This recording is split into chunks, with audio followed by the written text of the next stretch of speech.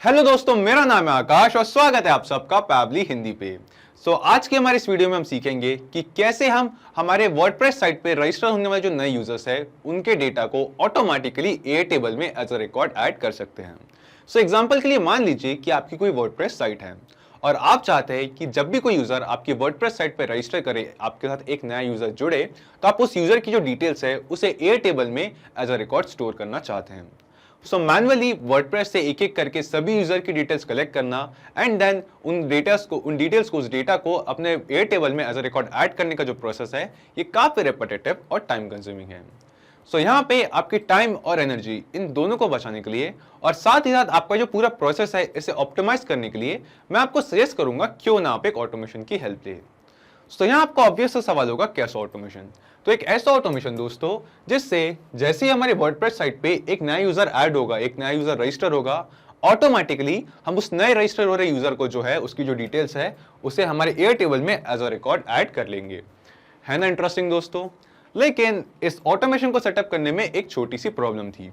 वो ये कि वर्डप्रेस और एयरटेबल इन दोनों का ही आपस में कोई डायरेक्ट लिंक, कोई नेटिव इंटीग्रेशन नहीं है, कोई डायरेक्ट कनेक्शन नहीं है। तो अपनी इस प्रॉब्लम को सॉल्व करने के लिए आज हम जिस सॉफ्टवेयर का यूज करेंगे उसका नाम है Pabbly connect. Pabbly connect basically एक ऑटोमेशन एंड इंटीग्रेशन सॉफ्टवेयर है जिसकी हेल्प से हम वर्डप्रेस और एयरटेबल इन दोनों को आपस में इंटीग्रेट करेंगे और ये पूरा ऑटोमेशन सेटअप करेंगे ताकि जब भी हमारे वर्डप्रेस साइट पे एक नया यूजर रजिस्टर हो तो ऑटोमेटिकली उस यूजर की जो डिटेल्स है उसे हम अपने एयरटेबल में एज अ रिकॉर्ड ऐड कर लें। साथ ही साथ इस वीडियो में सिखाए जाने वाले इस ऑटोमेशन की मैं आपको सबसे खास बात बता दूं कि इस ऑटोमेशन को सेटअप करने के लिए आपको किसी भी तरह की कोडिंग स्किल्स या प्रोग्रामिंग नॉलेज का जरूरी नहीं है। एक नॉन टेक्निकल यूजर भी इस पूरे ऑटोमेशन को बहुत ही इजीली सेटअप कर सकता है। तो चलिए अब हम फाइनली शुरू करते हैं इस अमेजिंग से ऑटोमेशन को सेटअप करने की हमारी प्रोसेस।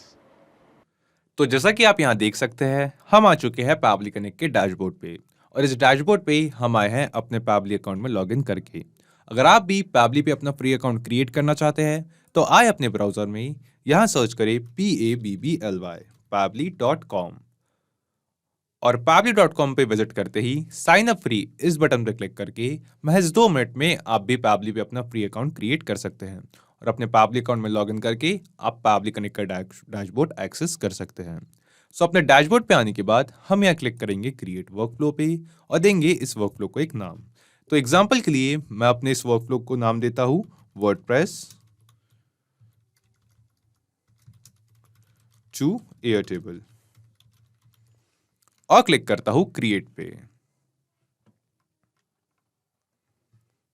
क्रिएट पे क्लिक करते ही यहाँ पे ओपन हो चुका है हमारे पास हमारा वर्कफ्लो और इस वर्कफ्लो में हमें यहाँ 2 विंडोज दिखाई दे रही है। एक है ट्रिगर विंडो, दूसरी है एक्शन विंडो। तो ट्रिगर और एक्शन बेसिकली वो दोनों कॉन्सेप्ट्स है, वो दोनों प्रिंसिपल्स है जिस पे ये पूरा ऑटोमेशन काम करता है। जिसमें ट्रिगर कहता है व्हेन दिस हैपेंस, यानी कि जब ऐसा हो, और एक्शन कहता है डू दिस, यानी कि ऐसा करे। आज के हमारे इस वीडियो के यूज केस में जब भी हमारे वर्डप्रेस साइट पे एक नया यूजर रजिस्टर हो तो ऑटोमेटिकली उस यूजर की डिटेल्स हमारे एयरटेबल में एज अ रिकॉर्ड ऐड करे। तो सबसे पहले हम आएंगे अपने ट्रिगर विंडो की तरफ और चूज ऐप में यहां सर्च करते हैं आज का हमारा पहला एप्लीकेशन जो है वर्डप्रेस।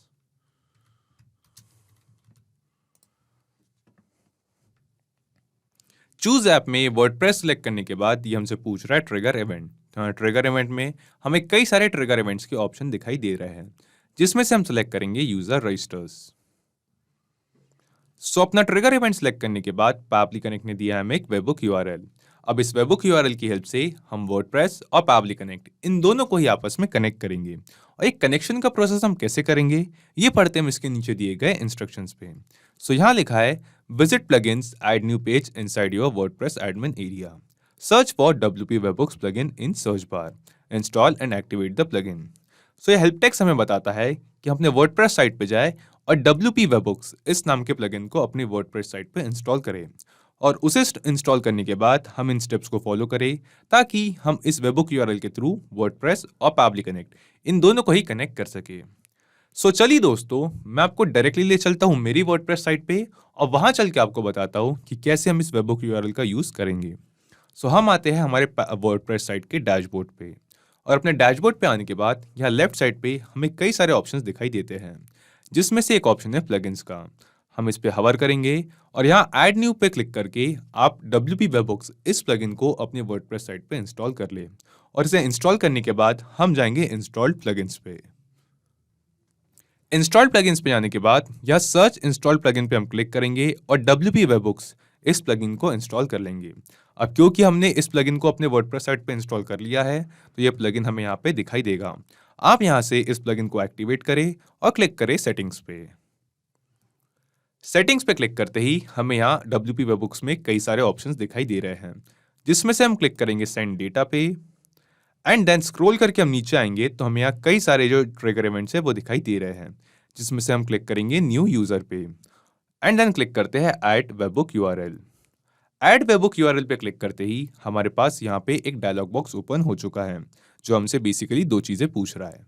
एक है वेबबुक नेम, दूसरा है वेबबुक यूआरएल। सो एग्जाम्पल के लिए वेबबुक नेम में मैं इस वेबबुक को नेम देता हूँ पैबली कनेक्ट। आप चाहे तो कुछ और नेम भी दे सकते हैं। एंड देन वेबबुक यूआरएल में हमें यहाँ पे एंटर करना है वो सेम वेबबुक यूआरएल जो हमें पैबली कनेक्ट ने दिया था। तो पैबली कनेक्ट से हम इस वेबबुक यूआरएल को करेंगे कॉपी और हमारी वर्डप्रेस साइट पे इस सेम वेबबुक यूआरएल को करेंगे पेस्ट और क्लिक करते हैं ऐड फॉर क्रिएट यूजर के लिए यूजर पे।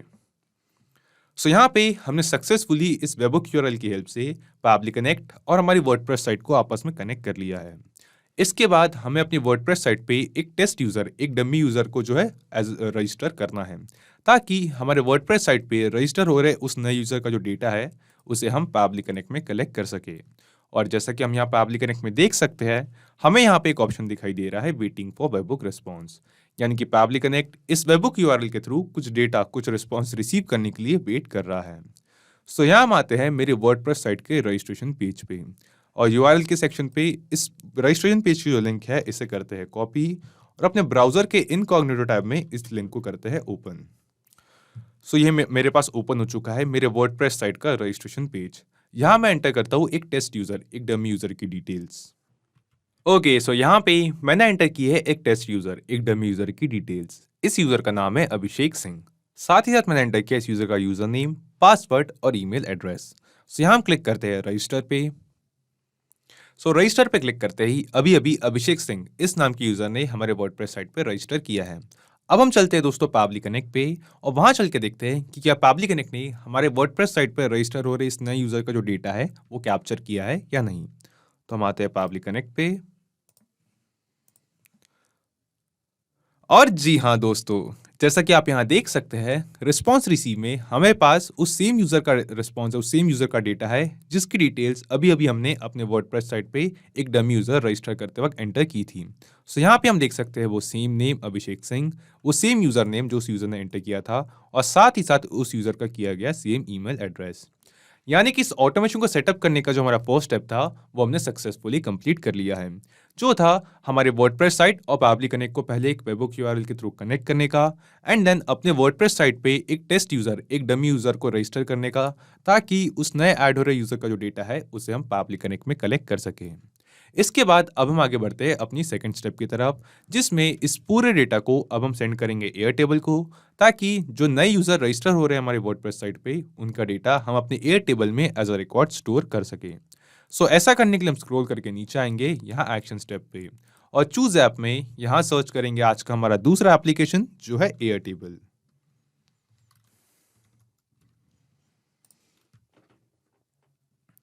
चूज ऐप में एयरटेबल सेलेक्ट करने के बाद ये हमसे पूछ रहा है एक्शन इवेंट। तो एक्शन इवेंट में हमें कई सारे एक्शन इवेंट्स के ऑप्शन दिखाई दे रहे हैं, जिसमें से हम सिलेक्ट करेंगे क्रिएट रिकॉर्ड और क्लिक करेंगे कनेक्ट पे।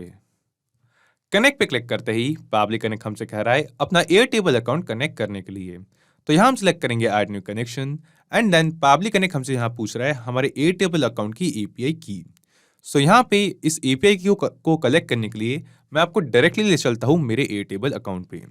सो यहाँ हम आ चुके हैं मेरे एयरटेबल अकाउंट के डैशबोर्ड पे और अपने डैशबोर्ड पे आने के बाद यहाँ राइट साइड पे हमें एक ऑप्शन दिखाई देता है अकाउंट्स का। हम इस पे क्लिक करेंगे एंड देन नीचे ड्रॉप डाउन में से क्लिक करेंगे अकाउंट पे।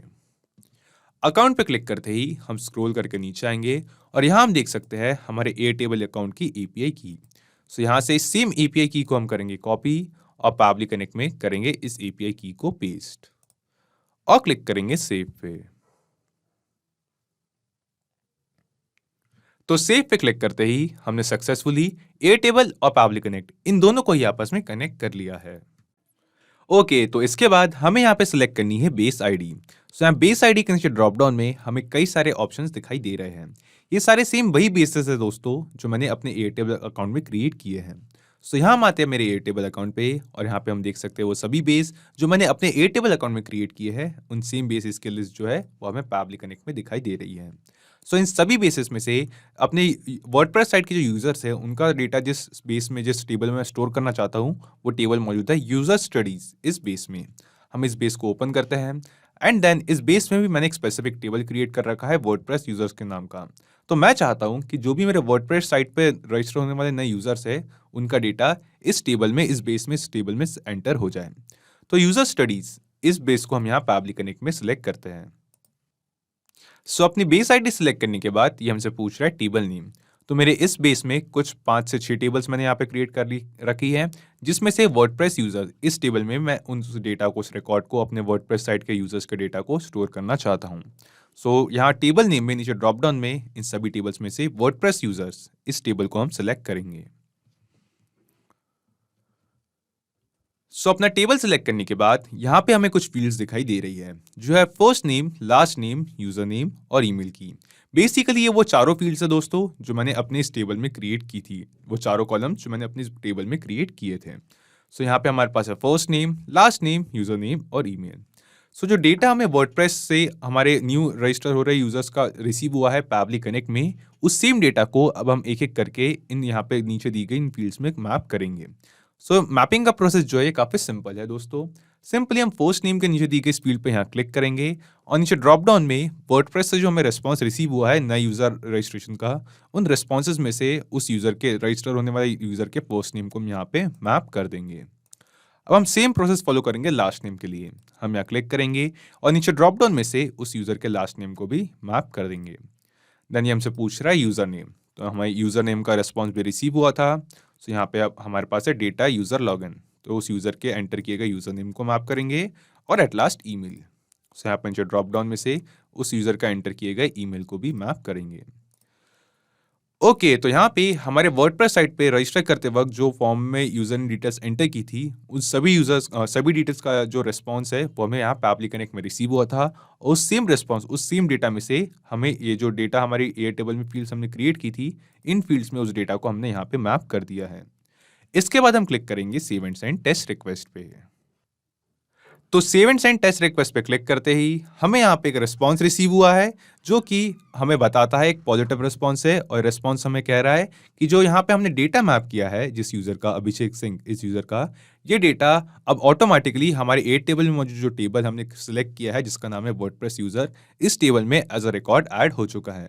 तो चलिए दोस्तों अब हम डायरेक्टली चलते हैं हमारे ए टेबल में अकाउंट में क्रिएट किए गए टेबल पे जिसका नाम था वर्डप्रेस यूजर्स, और वहां चल के देखते हैं कि अभिषेक सिंह हमारे वर्डप्रेस साइट पे रजिस्टर होने वाले इस न्यू यूजर का जो डेटा है, जो डिटेल्स है, वो उस टेबल में ऐड हुई है एज अ रिकॉर्ड या नहीं। तो हम आते हैं अपने ए टेबल अकाउंट पे और जी हाँ दोस्तों, जैसा कि आप यहाँ देख सकते हैं वो सेम यूजर जिसकी डिटेल्स एंटर करके अभी अभी हमने अपने वर्डप्रेस साइट पे एक नया यूजर रजिस्टर किया था, उस सेम रजिस्टर होने वाले यूजर की जो डिटेल्स है वो हमारे ए टेबल में एज अ रिकॉर्ड ऐड हो चुकी हैं। यानी कि हमने देखा दोस्तों कि इस वीडियो में जो हमने ऑटोमेशन सेटअप किया है ये सक्सेसफुली काम कर रहा है। तो चलिए क्यों ना इस ऑटोमेशन को एक बार रियल टाइम में टेस्ट किया जाए। हम वापस आते हैं हमारे वर्डप्रेस साइट के रजिस्ट्रेशन पेज पे एंड देन इसको रजिस्ट्रेशन पेज को एक बार फिर से हमारे ब्राउजर के इनकॉग्निटो टैब में ओपन करते हैं और यहाँ पे एक और नए यूजर, एक और डमी यूजर की डिटेल्स एंटर करते हैं और देखते हैं कि क्या हमारे वर्डप्रेस साइट पे उस नए यूजर के रजिस्टर होते ही उसका डेटा ए टेबल में ऐड होता है या नहीं। ओके, तो यहाँ पे अभी अभी हमने एंटर किया है एक और डमी यूजर की डिटेल्स। इस यूजर का नाम है आकिब खान। साथ ही साथ हमने एंटर किया है आकिब खान का यूजर नेम, ईमेल एड्रेस और पासवर्ड। सो यहाँ पे हमारे वर्डप्रेस साइट के रजिस्ट्रेशन पेज पे एक और डमी यूजर की डिटेल्स एंटर करने के बाद हम यहाँ क्लिक करते हैं रजिस्टर पे। सो यहाँ पे आकिब खान इस नाम का यूजर अभी अभी हमारे वर्डप्रेस साइट पर रजिस्टर हो चुका है। तो चलिए दोस्तों अब हम चलते हैं हमारे एयर टेबल अकाउंट पे, हम क्रिएट किए गए टेबल पे, और वहां चल के देखते हैं कि क्या इस नए ऐड हो रहे रजिस्टर का, नए रजिस्टर हो रहे यूजर का जो डेटा है वो एयर टेबल में ऐड होता है एज अ रिकॉर्ड या नहीं। तो हम आते हैं अपने एयर टेबल अकाउंट पे और जी हाँ दोस्तों, जैसा कि आप यहाँ देख सकते हैं, वो सेम यूजर आकिब खान, जिसकी डिटेल्स अभी अभी हमने एंटर करके हमारे वर्डप्रेस साइट पे एक नया यूजर रजिस्टर किया था, ऑटोमेटिकली वो सेम यूजर की डिटेल्स हमारे ए टेबल में एज अ रिकॉर्ड ऐड हो चुकी है। यानी कि हमने इस ऑटोमेशन को रियल टाइम में टेस्ट करके देखा दोस्तों, कि जो पूरा ऑटोमेशन हमने इस वीडियो में सेटअप किया है, ये सक्सेसफुली काम कर रहा है। सो चलिए एक बार हम आते हैं पैबली कनेक्ट पे और यहाँ आके एक बार ब्रीफ में समझते हैं कि हमने ये पूरा ऑटोमेशन कैसे सेटअप किया। किसी भी तरीके के हेल्प या फीडबैक के लिए आप हमें कांटेक्ट कर सकते हैं admin@pably.com पर, या अपनी क्वेरीज पूछ सकते हैं इस लिंक पर। अगर आज का ये वीडियो आपको अच्छा लगा हो तो इस वीडियो को लाइक करें, शेयर करें, और हाँ, ऐसी ही कुछ ऑटोमेशन और इंटीग्रेशन से रिलेटेड ऑसम वीडियोस के लिए पैबली हिंदी को सब्सक्राइब करें। तो आज की इस वीडियो के लिए इतना ही दोस्तों, थैंक यू।